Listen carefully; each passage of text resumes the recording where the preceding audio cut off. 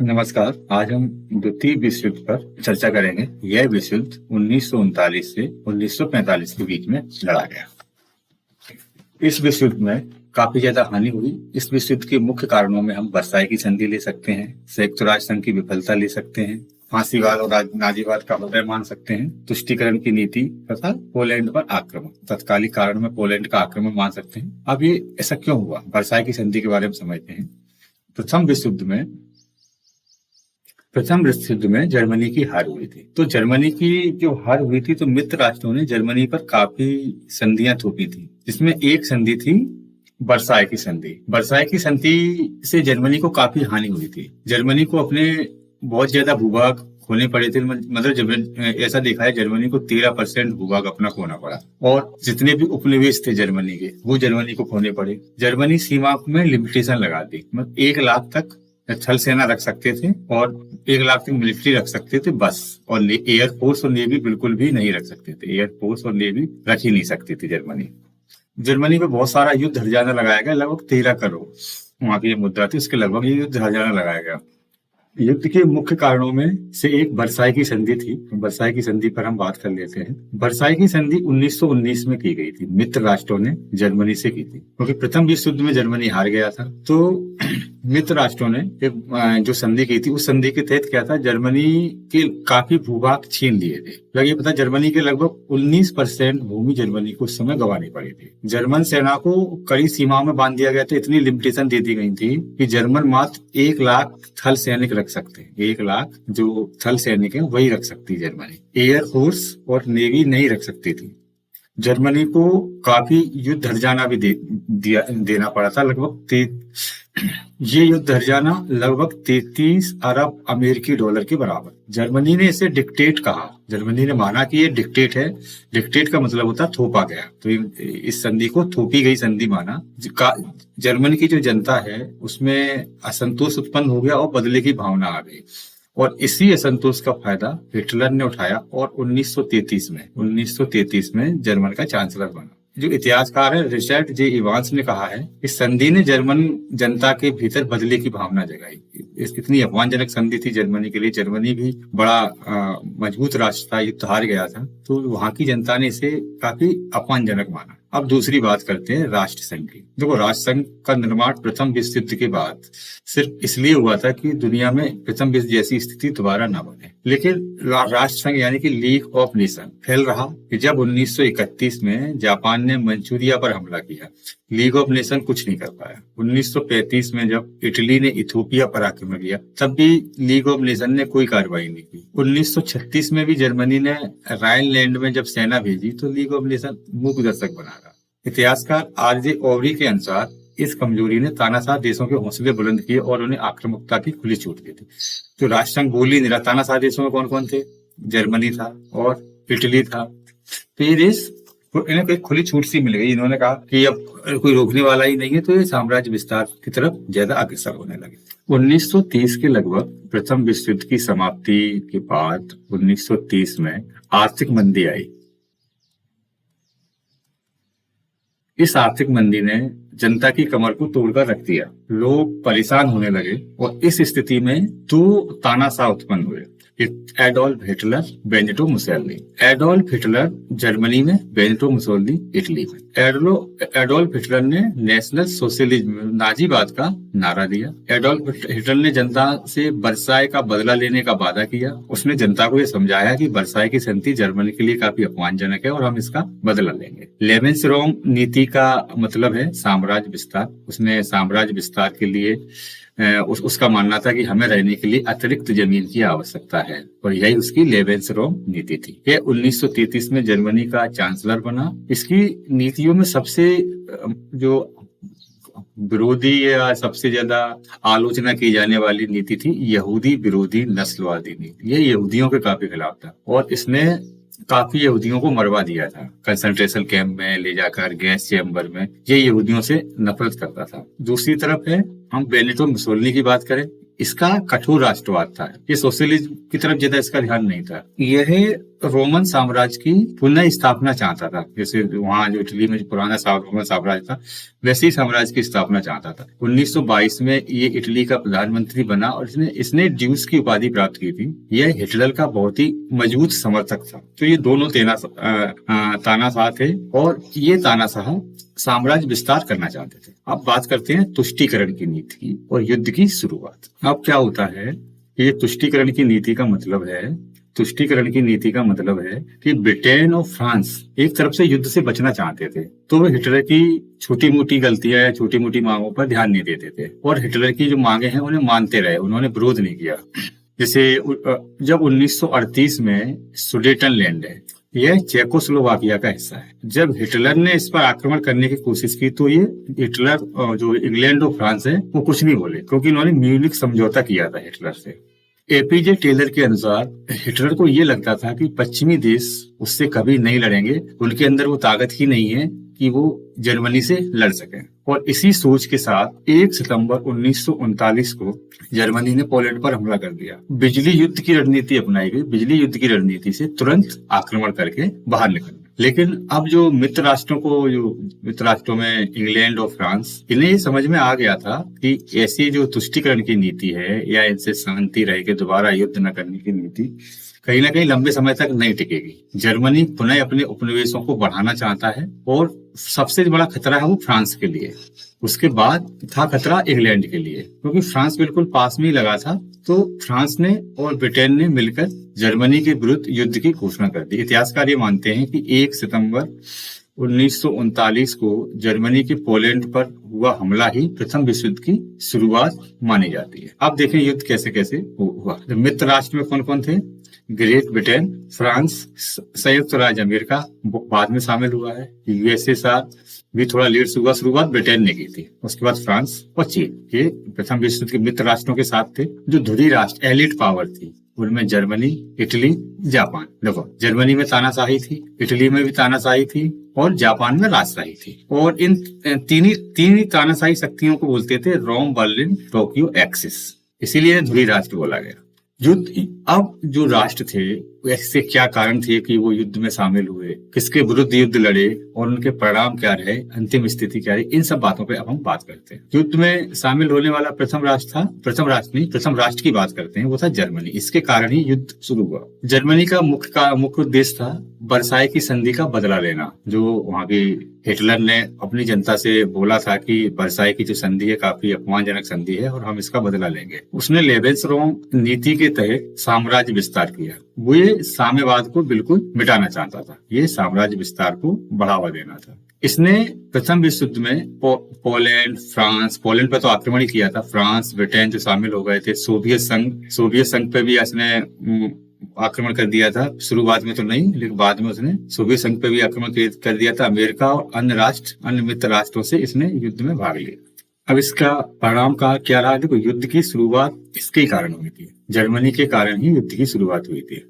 परिणाम क्या हुआ? पूर्व से सोवियत संघ की सेना ने आक्रमण किया और मतलब इस जर्मनी को खदेड़ा। शुरुआत में जर्मनी जीत रहा था, लेकिन अचानक मौसम और अन्य कारणों से सोवियत संघ की सेना भारी पड़ने लगी और पूर्व से ये धकेलने लगी जर्मनी सेना को, और एक तरफ से ब्रिटिश अमेरिकन सेना जर्मनी को ढकेलने लगे और बर्लिन तक दोनों सेनाएं आ गई। जब अप्रैल के लगभग देखा कि बर्लिन हार गया है तो हिटलर ने आत्महत्या कर ली और मई 1945 में जर्मनी ने बिना शर्त आत्मसमर्पण कर दिया। जर्मनी को 4 हिस्सों में विभाजित करके इसे पूर्णतः पराजित राष्ट्र माना जा सकता है।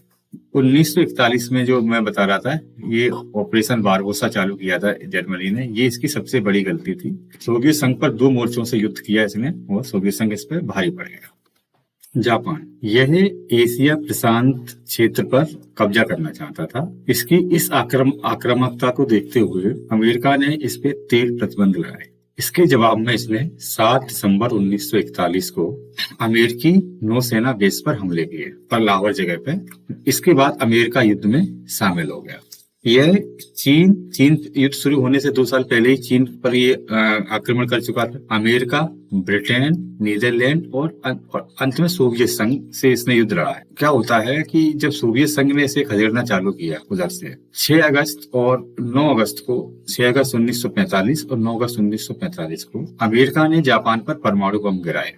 दोनों जापान पूरी तरह से टूट गया और 2 सितंबर 1945 को जापान ने आत्मसमर्पण कर दिया। एक उनका जहाज है यूएसएस मिसूरी, वहां संधि की।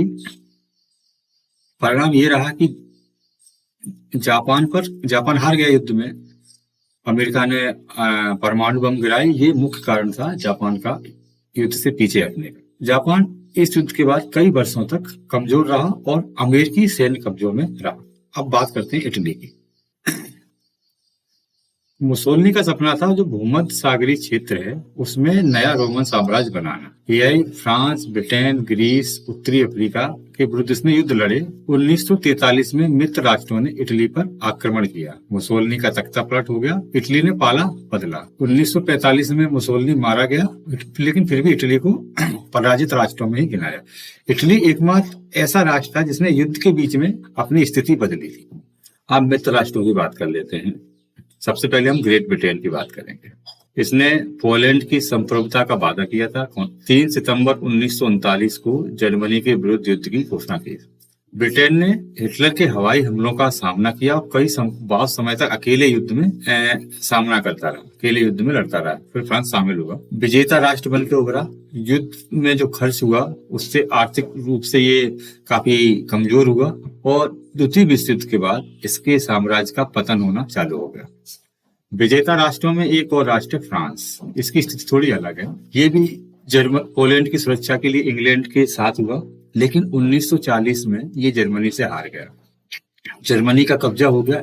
इसके 2 भागों में बांट दिए गए और एक भाग में जर्मनी का कब्जा था, एक वहां की विंची सरकार थी। जो विंची, वो मैंने एक बार वीडियो बनाया था, जरूर देखना। वहां एक विंची फैमिली थी। स्थिति ये थी कि 1944 में इसे मित्र राष्ट्रों ने जर्मनी के कब्जे से मुक्त कराया, लेकिन फिर भी अंत में इसे विजेता राष्ट्रों का दर्जा दिया गया। यूएन में वीटो की पावर दी गई, क्योंकि ये ग्रेट ब्रिटेन के साथ था। ग्रेट ब्रिटेन विजेता राष्ट्र बन के उभरा। और अब मित्र राष्ट्रों में अन्य बात करते हैं, जैसे सोवियत संघ है। अब बात करते हैं सोवियत संघ यानी यूएसएसआर की। शुरुआत में ये युद्ध में शामिल नहीं हुआ था और जर्मनी से इसका कोई युद्ध का ऐसा वो नहीं था। लेकिन 1941 में जब जर्मनी ने ऑपरेशन बारबोसा के तहत धोखे से रसिया पर हमला किया तो रसिया युद्ध में शामिल हो गया। स्टालिनग्राड की लड़ाई में रूसी सेना ने जर्मन सेनाओं को पीछे खदेड़ना चालू किया। खदेड़ते खदेड़ते बर्लिन तक ले गई। बर्लिन पे उन्होंने अपना झंडा फहराया, लेकिन युद्ध तो जीत लिया। सबसे ज्यादा जो हानि हुई थी, जनहानि हुई थी, वो रसिया को हुई थी। लगभग 2.7 करोड़ से अधिक लोग मारे गए थे इस युद्ध में। विजेता राष्ट्र बन के उभरा था और महाशक्ति था, आज भी एक महाशक्ति है। अमेरिका की बात करें तो अमेरिका भी युद्ध में शामिल नहीं हो रहा था, मित्र राष्ट्रों को हथियार वगैरह दे रहा था। लेकिन 7 दिसंबर 1941 को पर्ल हार्बर पर जापान ने हमले किए। इस हमले को, पर्ल हार्बर उनका एक नेवी बेस था, वहां पे हमले किए तो इसने युद्ध में शामिल हो गया। इसने दोनों मोर्चाओं पर युद्ध लड़ा, यूरोप में भी और प्रशांत क्षेत्र में भी। इसने परमाणु बम के आविष्कार के साथ साथ परमाणु बम का प्रयोग भी किया जापान पे 2 परमाणु बम गिराए, जिससे युद्ध समाप्त हुआ। और यह युद्ध के बाद परम विजेता, मतलब विश्व की सबसे बड़ी अर्थव्यवस्था बनकर उभरा चाइना। हालांकि युद्ध 1939 में चालू हुआ था, लेकिन चाइना पर जापान 1937 से ही युद्ध कर रहा था और हमले करने चालू कर दिया। काफी जनहानि हो रही थी चीन में, लेकिन चीन का जो भूभाग था बहुत ज्यादा था, तो अपने विशाल भूभाग में जापानी सेना को उलझाए रहे। तो ये जापान के विरुद्ध था, तो मित्र राष्ट्रों का स्वाभाविक माना जाए, मित्र भी माना जाएगा, क्योंकि जापान के विरुद्ध, मित्र राष्ट्र जापान के विरुद्ध थे, तो ये मित्र राष्ट्रों का सहयोगी बना। लेकिन ये विजय तो हुआ, इसे वीटो पावर मिली, लेकिन इसके अंदर गृहयुद्ध छिड़ गया और यह गृहयुद्ध साम्यवादियों और राष्ट्रवादियों के बीच में शुरू हुआ। अब बात करते हैं कि युद्ध समाप्त कैसे हुआ। तो देखो, जर्मनी पर सोवियत संघ की सेना, रसिया की सेना ने बर्लिन तक जर्मनी को घेरा, और उधर से अमेरिकी और जो ब्रिटिश सेना थी पश्चिम की तरफ से जर्मनी को घेर रही थी। ये सब देखते, जर्मनी की हार को देखते हुए 1945 30 अप्रैल के लगभग 30 अप्रैल 1945 को हिटलर ने आत्महत्या कर ली। 8 मई 1945 को जर्मनी ने बिना शर्त आत्मसमर्पण कर लिया, और इसी दिन को यूरोप में विजय दिवस के तौर पर मनाया जाता है। ये तो पूर्वी जो यूरोपीय मोर्चे पे युद्ध शुरू हुआ, यूरोप का युद्ध यहाँ खत्म हो गया। 8 मई 1945 को यूरोप में लड़ा जाने वाला ये युद्ध समाप्त हुआ। लेकिन एशिया प्रशांत सागर में जापान अभी भी, एशिया प्रशांत सागर क्षेत्र में जापान अभी भी युद्ध में डटा हुआ था। इसके लिए क्या हुआ, 6 अगस्त 1945 को अमेरिका ने हिरोशिमा पर लिटिल बॉय नामक परमाणु बम दागा, और 9 अगस्त 1945 को नागासाकी पर हैटमैन नामक परमाणु बम दागा, जिससे जो जापान है वो टूट गया। दूसरा था, सोवियत संघ ने भी उस पर हमला कर दिया था जापान पे। दोनों मोर्चों पे मिली क्षति से ये टूट गया, और 2 सितंबर 1945 को जापान ने एक अमेरिकी शिप था यूएसएस मिसौरी पर आत्मसमर्पण की घोषणा कर दी और संधि पर हस्ताक्षर किया। अब युद्ध के बाद के परिणाम क्या क्या रहे, देखो, यूएसए और यूएसएसआर ये 2 महाशक्तियां बनकर उभरी। अब युद्ध की समाप्ति के बाद के परिणाम पर बात कर लेते हैं। 2 महाशक्तियों का उदय हुआ। अब जान लेते हैं युद्ध की समाप्ति के बाद के परिणाम। यूएसए और यूएसएसआर जैसी महाशक्तियों का जन्म हुआ। यूएसए पूंजीवाद का प्रतीक माना जाता है और यूएसएसआर साम्यवाद का प्रतीक माना जाता है। इन दोनों के बीच में 1945 से 1991 तक शीत युद्ध चला। शीत युद्ध, कोल्ड वॉर, डायरेक्ट न लड़के इनडायरेक्ट लड़ना। अगर 2 राष्ट्र हैं तो लड़ रहे हैं तो एक राष्ट्र को समर्थन दे देना, और वर्चस्व की लड़ाई। 24 अक्टूबर 1945 को भविष्य में युद्धों को रोकने के लिए यूएन का गठन किया गया। प्रथम विश्व युद्ध के बाद लीग ऑफ नेशन का गठन किया गया था। लीग ऑफ नेशन ये फर्स्ट वर्ल्ड वॉर के, और यूएन सेकेंड वर्ल्ड वॉर पे।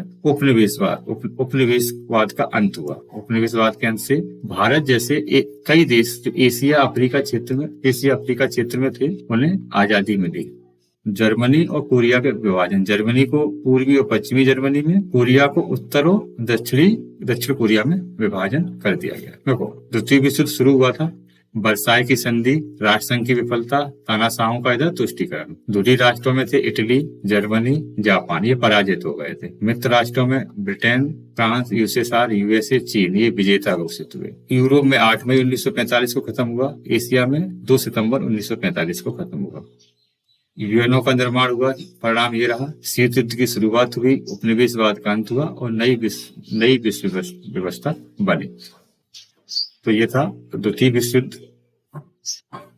ये द्वितीय विश्व युद्ध के बारे में हमने पढ़ा। अगले वीडियो में फिर एक नए टॉपिक को लेकर आएंगे। तब तक के लिए नमस्कार, धन्यवाद।